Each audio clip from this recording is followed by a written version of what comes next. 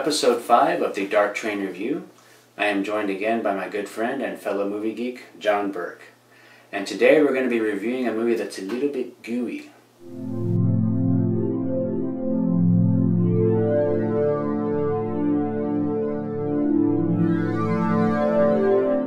We're reviewing the 1986 David Cronenberg remake of the 1958 Vincent Price movie, The Fly. Jeff Goldblum, who plays the lead character, and Gina Davis, who's the love interest, as well as John Getz, who's the asshole. Jeff Goldblum is a scientist who's working on teleportation, and he's actually done it. And he befriends this journalist, Gina Davis. Well, basically he finds her hot and would like to do her, which he does. Teleports himself, and a little friend hops along for the ride, which is a little common house fly. And that's when the story gets interesting. And there is a love triangle. You've got the scientist, you've got the reporter, and then you've got the jealous ex-boyfriend. Instead of doing like they did in the original film, which was basically like one of the guys talking about in the behind the scenes said it was a head-switching movie, this was actually a slow, painful process. Oh, yeah. And the thing about Gina Davis's character is that she actually watched the man that she was falling in love with right when they're at the cusp of starting this new beautiful relationship and going on this great journey together. Because he got drunk, he messed up and he got jealous. He just wanted to prove to her that he could do better, and that was his downfall. This sounds familiar. Spider-Man. I think that this is very much the horror version of the Spider-Man story. More of a Kafka kind of thing. A metamorphosis. Buff, superhuman, do gymnastics apparently. Apparently fusing with a fly you become a gymnast. He's on his path to destruction, and as he grows more and more into the creature, he becomes brutal. When he first merges with the fly, it's actually a cool thing for him at first. He becomes strong. Yeah. He punches through a wall, but he starts to get a big head. He goes to a bar. He takes on these ruffians, you know, and breaks a dude's arm. It goes to his head, and what happens when power goes to your head? It backfires on you. Right. And in this case, stuff starts falling off. Yeah. Makes leprosy look like a skin rash. Yeah. This movie is gooey. He looks gnarly in this movie when he starts to change. Almost like cancer or something. Oh, and that's the reference that they make, is that he thinks that it's some, you know, bizarre form of cancer. But no, he's turning into a fly. There's a really interesting and creepy scene where he says, "Have you ever heard of insect politics?" And she's like, "No." He's like, "Neither have I." You know, and I thought it was very funny, but it was also kind of like he was saying, "If you stay, I will hurt you." And that was chilling.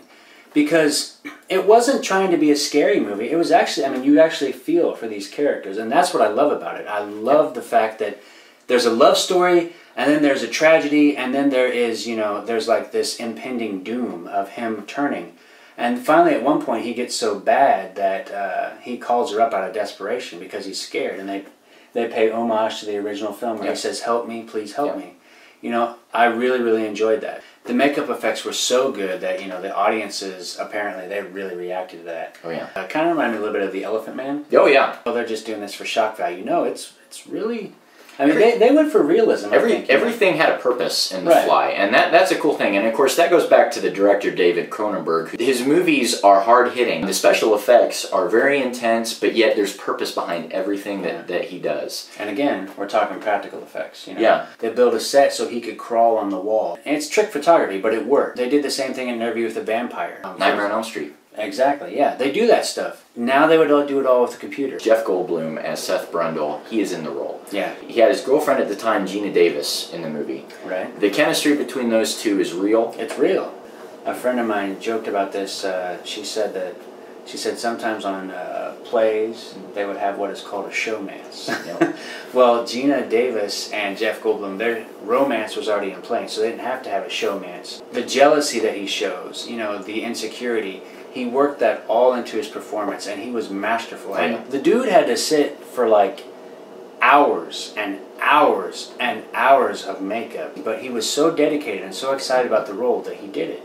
And I applaud Jeff Goldblum. I applaud everybody in the film. It was really well made. Is it a remake? Yeah. Should you see the original? Yes, you should, because Vincent Price is awesome in the movie. And he's not even the main actor. No. And even then, the original movie has that feeling of you feel sorry for these characters that are going through this.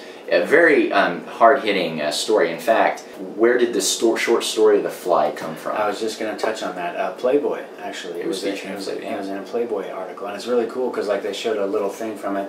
When you open up the article, there's like this solid white page, and just on the left there's a little fly, and then it starts off with a story. And I honestly have never read the short story. I don't have that copy of Playboy. I like this film a lot. I would say it's a classic in its own way. It's not better than the original film, but it does take the material, the source material, and do something much more interesting with it. On the Dark Train review, I'm going to give this one 5 stars. I will agree, it deserves 5 stars. It is classic Cronenberg, classic 80s horror movie. I don't think you have to go to film school anymore. I really don't. I think that with things like special features on Blu-rays and DVDs, and you know, just talking to other filmmakers, if you have like a local community or group that supports that, get involved and see what happens. So I would say that, you know, there are some benefits to going to film school, but honestly, this guy can't afford it. So don't go to film school. But I do get asked a lot, and it's like, you know, are you a student? Because I'm always carrying around a book. I'm always reading an article. So yes, I am a film student, but I am self-taught. I can appreciate a film like this, which had, you know, a really good budget, and they made every dollar up on the screen, and they also had a really good cast. It was a really well-made project, and I can appreciate that from a filmmaking point of view, because filmmaking is very, very difficult. We want feedback. If you like what you see with me and Jason, or Jason's reviews, send us comments. Comment right down there. We want likes, even dislikes. You know, tell us what you don't like, tell us what you do like. Subscribe to the channel. I'm going to do a shameless self-promotion. I dabble in filmmaking myself, and I am working on a film called Avalon. It's a kind of a neo-noir crime surreal story. If you can wrap your head around that, I'll be releasing it as soon as possible. But I'm only one guy, and I'm working hard on making something different. And so this is episode 5 of the Dark Train Review. Thanks for watching, and John, thanks for being on the show again. Thank you, Jay. It's awesome being here. All right.